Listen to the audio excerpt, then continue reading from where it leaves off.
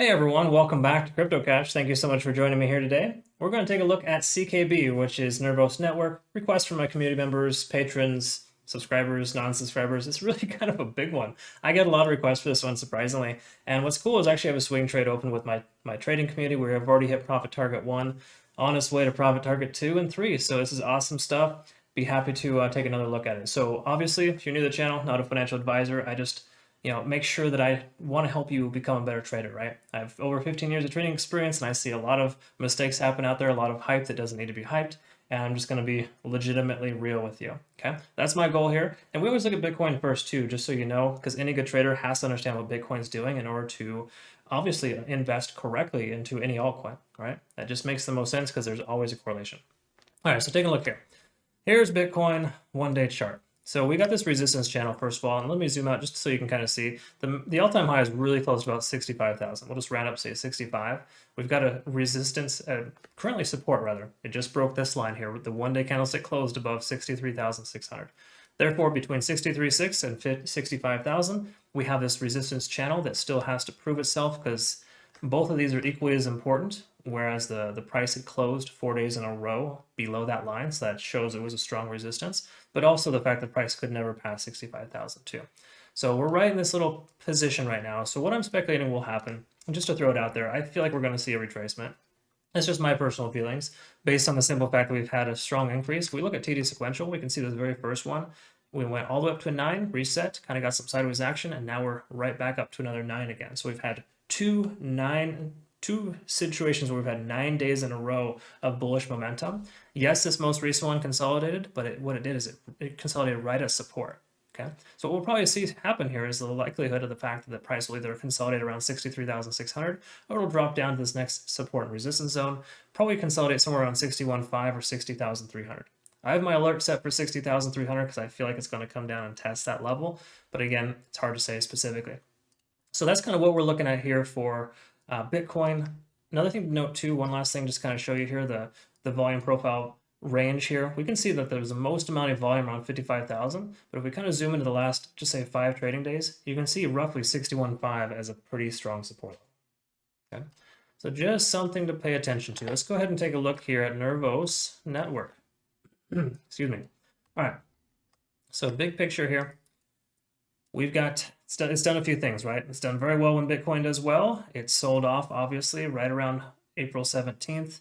In other words, it ramped up super hard, had to consolidate about 50% of its original increase, retraced further here based on the simple fact that everything sold off on April 17th, ramped back up, Elon candle kind of screwed it over, went down, and then the China candle even further got us out of the race here. So bottom line here is that CKB, Nervos, has tremendous potential to do well. Right? It definitely does. Thankfully, we were able to get down in somewhere around 15 cents. So we're currently in the profit, target range right now. But the bottom line here is that we're above this resistance level. So let's take a look here. The candlestick today closed above the previous resistance. Let's actually squeeze that a little tighter. It's right at about, just say 20 cents. So that's the reason why I had a profit target set at 19.5, because you always want to set your profit targets just below major resistance levels. But what happened here today is it pushed up a second day. It tried to test that and it broke right through. And right now the price is retracing, yes, but it's holding at support. Okay, so that's great news. I think there's a likelihood we'll still continue to see a push to the upside. Just bear in mind we're probably a little bit on the exhausted side here. We're right at about a 7 on TD sequential. So in other words, we have maybe 2 more days worth of bullish momentum, or we just see a couple of days of consolidation, maybe 2 or 3 days more, and then we see another leg up. That's probably the more likelihood here in this case. So you can expect to see CKB kind of calm down, and at least I want it to, because any good bull run needs to have some type of consolidation after a days of bullish momentum. Unless it's just a nice staircase pattern, it's a different story. Like this right here, if it was continuing this day out, day in and day out, I wouldn't have a problem with it. That'd be great because you see those little staircases. But when you see 2 days like right here, strong candlestick, what is that? That's roughly about 25% in 2 trading days. We're going to need to see some sideways action or it's going to retrace on us, right? So this is actually very healthy that we broke that resistance, now a support. So we should be in good shape as long as the price doesn't retrace dramatically. If Bitcoin sells off, we could expect the price to kind of drop below here. Honestly, that is a strong likelihood if Bitcoin does come down to closer to 60,000, which I'm kind of anticipating. I kind of secretly hope it happens just so I can buy the dip closer to support. That's one of my favorite things about trading Bitcoin, honestly, because it's really unpredictable right now. It's hard to say if it's going to keep going up or down, but all the signs tell us it's kind of exhausted right now. That being said, CKB is kind of following suit in a sense, but good news is RSI is just barely up over 70. It'll probably come back down and consolidate and relax. We also got the MACD convergence on the 3rd. That's really nothing to worry about. We don't even need to bother looking at that. Let's see if we got any type of data here to tell us what's going on. We're above both moving averages. That's always fantastic. We're kind of hovering above and below 70 on the RSI. That's also good. It's not extreme. So I do like the fact that even though we've increased 25% last 2 trading days, it's not past that standard deviation point, right? In other words, we'll take a look at the 15-minute chart, just kind of give you a perspective on what the volume weighted average price tells us. It's more of a day trading tool, but there's an opportunity for us to be able to kind of identify that. But we did have a MACD convergence at 2100 on the 17th. So let's go ahead and mark that guy there. That was right before it took off. So right here, the bears were conceding. They were basically losing control, and the bulls were taking control.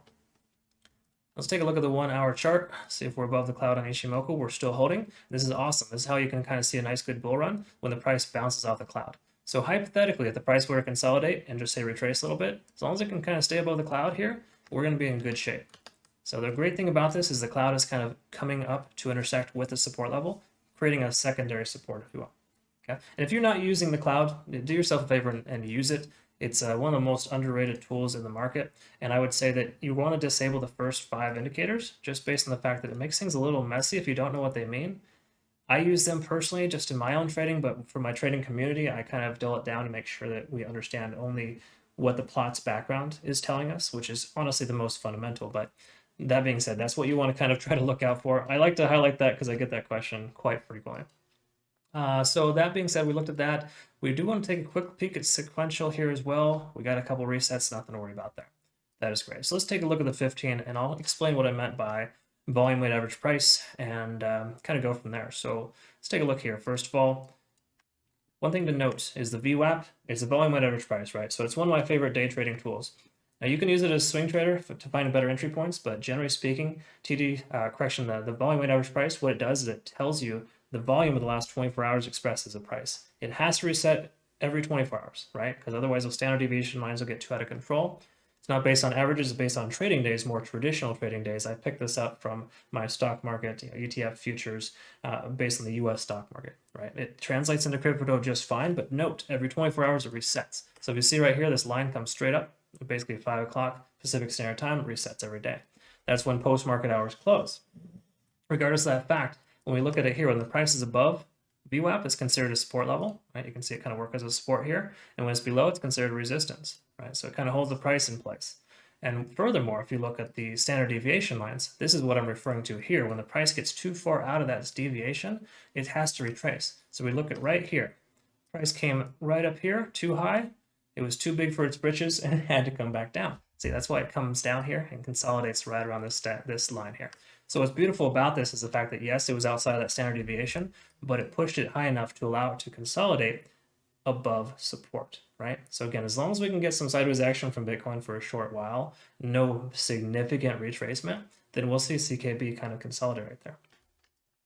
But yeah, again, that's just something I like to use. Furthermore, too, just kind of clear the air as well. I get this question a lot as well. What is the red line there? That's the exponential moving average. I use the EMA 15 on shorter time frames.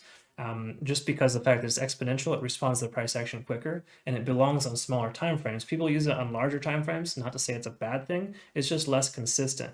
In other words, the golden cross, death cross, those things are less reliable with exponential moving averages on the 4-hour chart or higher. So I prefer SMA on larger time frames, EMA on smaller. The reason why EMA is helpful too, because it works as a secondary support, kind of gives us that continuation factor. You can't see it here much because this is kind of like a ramp up followed by consolidation, more ramp up. But the bottom line here is that when the price drops below the EMA line, that's considered to be kind of losing that momentum. And the cool thing is when you're day trading, you just look at this here. When you can see the price above EMA and VWAP, that's like an indication of a buy signal.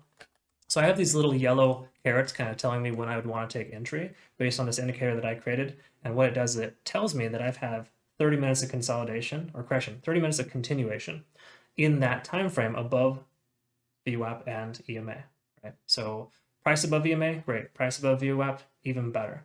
But when it does that for 30 minutes or longer, it's like a trifecta. That really pretty much gives us a buy signal every single time. So had you taken entry, just say here as a day trader, you would have probably taken a small, somewhere in the range of 3 to 5%. And by the way, that is phenomenal. In traditional trading, a 3% gain per day, and you're using just say $100,000, you would have made $3,000, right? So don't underestimate those small gains. They add up over time. If you can grow your portfolio by 1% per day, you're going to be in much better shape than these people that hype you up and tell you you're going to 10x a coin and you get wrecked, right? All your whole year's worth of profit is down the drain. Is that worth it? Do you like doing that? I'm going to venture to guess you don't. And I know I don't. I got tired of it. And honestly, it's just not really healthy, okay? So consistent behavior is important. Be patient. And also try not to take, emotion and factor it in. Don't revenge trade. It's terrible quality. I know it's easier said than done. I reiterate all this to my community members too, of course. So feel free to jump on in there. We have a really cool trading community. And I do send out signals for every single trade that I take. And I don't think I mentioned this before, but I do a lot. I'm confident in telling you that I have about an 80 to 85% success rate because I use everything that I just showed you here today to a T. I do it every single time. I don't jump in arbitrarily. I make sure I'm calculated. Sometimes I wait days before I take trades, but when I take the trades, I oftentimes succeed, hit profit target 1 or 2 at least out of 3 targets. So we got a trading community again, check that out. And that's actually got trading bots involved too. So you can literally one-click follow, and it's a really cool experience.